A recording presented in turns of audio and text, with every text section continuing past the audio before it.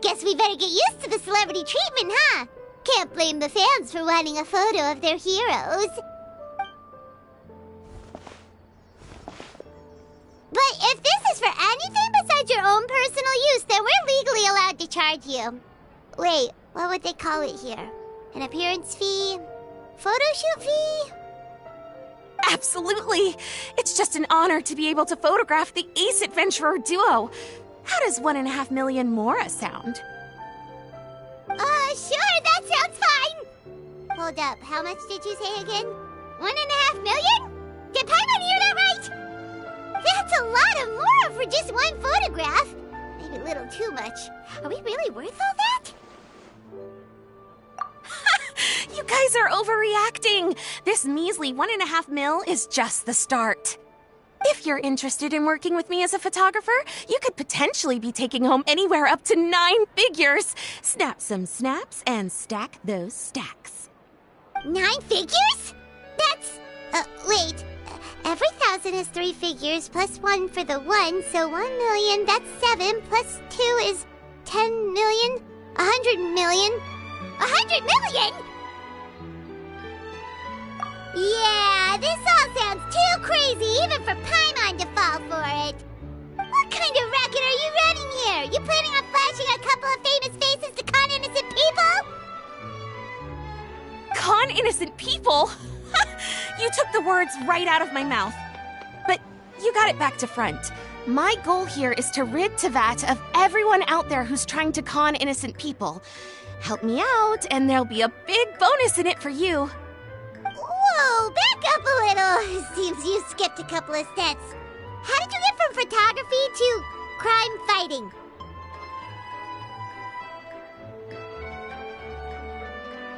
Well, it all has to do with an important problem in law enforcement that often gets overlooked. Target recognition. Common sense says that if Gardamex want to fight crime, the first thing they need to do is identify who's a criminal and who isn't, right? But what happens when a Gardamex mistakes an honest citizen for a criminal, or sees someone brandishing a weapon in public but fails to flag them as a potential threat? Then you've got a huge problem. Think of the poor fisherman whose fishing rod gets mistaken for a spear, or the crafty crook who carries around a metal pipe to club his victims with, but dismissed as a regular plumber. Okay, fair enough. You're kind of making sense now. Great.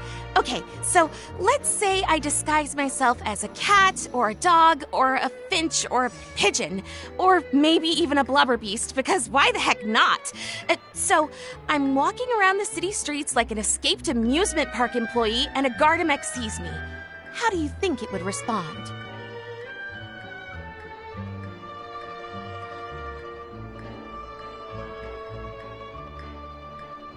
That's cheating! A Gardamex not gonna do anything to some cute little critter. Also, what kind of blubber beast would even want to come to the city anyway? Bingo! Right answer. Gardamex are incapable of registering cats, dogs, finches, pigeons, and, of course, blubber beasts as potential targets. Their image recognition system actually ignores them completely. It is actually fairly logical if you think about it. Removing all the near-zero risk entities from the target database boosts performance in most situations. But here's a quote from a recent report in the Steambird. Several keen-eyed thieves who noticed a flaw in the Gardamex detection systems disguised themselves as blubber beasts during the commission of their crimes. Completely blind to the would-be blubber beasts, the Gardamex made no attempt to intervene in the thefts committed by the gang. Wait, so this actually happened? And the Gardamex really didn't catch them? Okay, that's pretty gutsy, but also kinda horrifying. What if they get bored of petty theft and move on to something even worse? They could get away with anything. Exactly! And that's why we have to fight these criminals in the domain of technology. It's turned into an ongoing tug-of-war between their disguises and our image recognition capabilities. And I, Lapine Pauline, specialist in graph adversarial technology, am determined to do my part towards a crime-free future for Fontaine. Currently, I'm in the process of collecting sample images. Once I have a large enough pool, I'll use that to develop a simple but powerful and highly accurate image recognition algorithm that runs on a small graphical processing module. Any Clockwork mecha installed with this module will instantly be able to recognize people wearing disguises and accurately assess the criminal threat they pose. And, if all goes to plan, the Palais Mermonia will jump at the chance to have these installed on every Gardamek in the city. It's the business opportunity of a lifetime.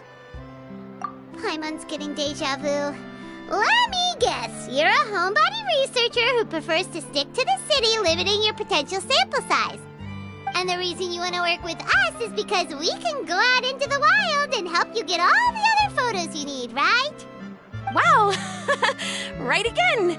Down to the last detail. It sounds like the Ace Adventurer duo has seen it all before. What do you say? Join my project, become a graph adversarial technology specialist, and together we can expose every costume defender in Fontaine. Crucially, with your help, we can build a solid graph adversarial tech pipeline and take Fontaine's technology and law enforcement capabilities to the next level. Everybody wins! This does sound like it's for a good cause.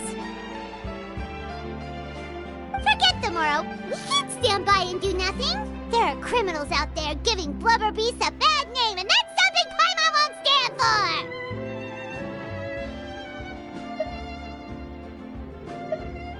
Great! And just like that, welcome to the team. Okay, take this. It's an image recognition sample collector.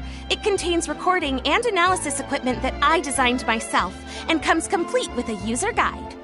I've already looked through lots of images from all over to determine the key features of the samples I'd like to collect. All you need to do is work your way through the guide, get the pictures, and bring them back to me. Simple. Let's get this show on the road, everyone. We must win the tug of war against evildoers and score some big-ticket orders from the Palais Mermonia.